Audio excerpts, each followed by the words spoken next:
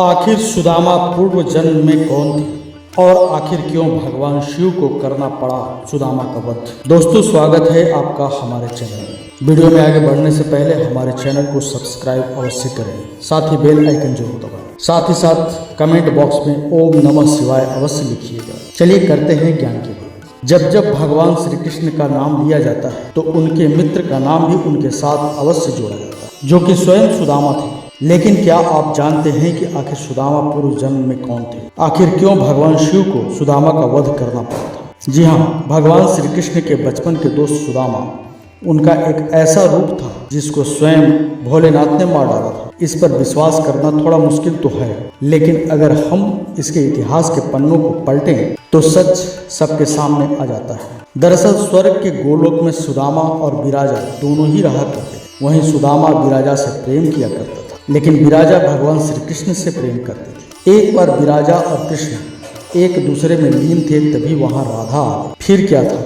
विराजा को श्री कृष्ण के साथ देखकर राधा ने विराजा को गोलोक से पृथ्वी लोक पर निवास करने का श्राप दे दिया। इतना ही नहीं, कुछ कारणों के चलते उन्होंने सुदामा को भी पृथ्वी पर निवास करने का श्राप दे दिया, जिससे उन्हें स्वर्ग से पृथ्वी पर आना पड़ा। कुछ समय बाद जब श्राप फलित होने का समय आया तो सुदामा ने दानव राज दंभ के पुत्र के रूप में जन्म लिया, जिसका नाम शंखचूर्ण रखा, और विराजा धर्मध्वज के यहाँ तुलसी के रूप में उत्पन्न हुई। जी हाँ, आपने बिल्कुल सही समझा। सुदामा दरअसल शंखचूर्ण राक्षस ही थे और विराजा स्वयं तुलसी थी, जो भगवान श्री कृष्ण से प्रेम करती थी। इसके बाद स्वयं शंखचूर्ण का विवाह तुलसी से हो गया। शंखचूर्ण माता तुलसी से विवाह के बाद उनके साथ अपनी राजधानी वापस लौटा। आपको बता दें कि शंखचूर्ण को ब्रह्मा जी से एक वरदान मिला था कि जब तक तुलसी तुम पर भरोसा करेगी, पतिव्रता रहेगी, तब तक तुम्हें कोई भी नहीं जीत पाएगा। इसके साथ ही उन्होंने शंखचूर्ण को रक्षा के लिए एक सुरक्षा कवच भी दे दिया। बीतते समय के साथ शंखचूर्ण धीरे धीरे हर युद्ध में जीतता रहा, जिसके बाद वह तीनों लोकों का स्वामी बन गया। शंखचूर्ण के क्रूर अत्याचार से परेशान देवताओं ने भगवान ब्रह्मा से इसका समाधान मांगा। तब ब्रह्मा जी ने इस समस्या के समाधान पर भगवान विष्णु से सुझाव मांगा, लेकिन विष्णु जी ने देवताओं को शिव जी से सुझाव लेने के लिए कहा।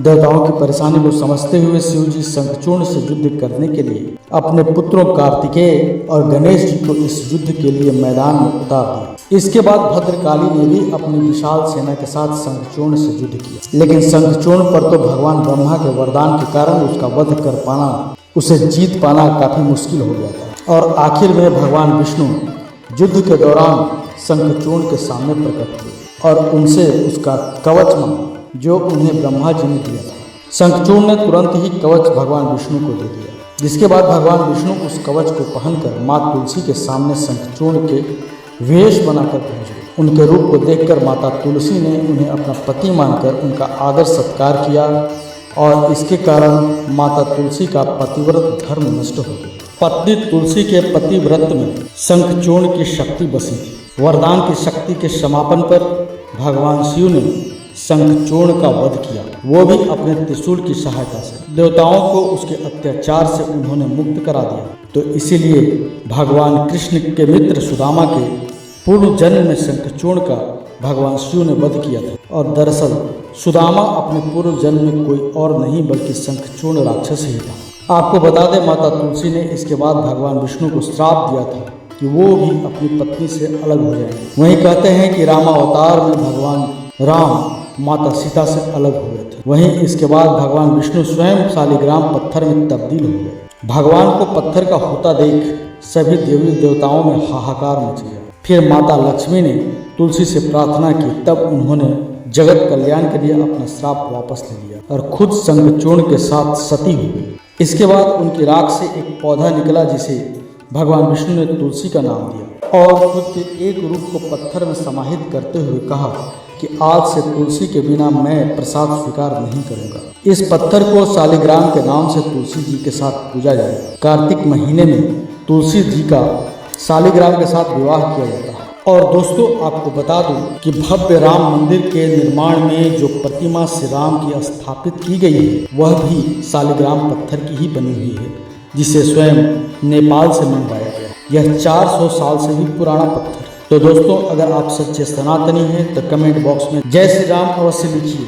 और अगर आपको हमारी ये खास जानकारी, हमारी ये खास वीडियो अच्छी लगी हो तो इस वीडियो को लाइक कीजिए, हमारे चैनल को सब्सक्राइब कीजिए और ज़्यादा से ज़्यादा शेयर भी कीजिए। तो मिलेंगे अगली बार एक नई खास वीडियो के साथ, तब तक के लिए धन्यवाद।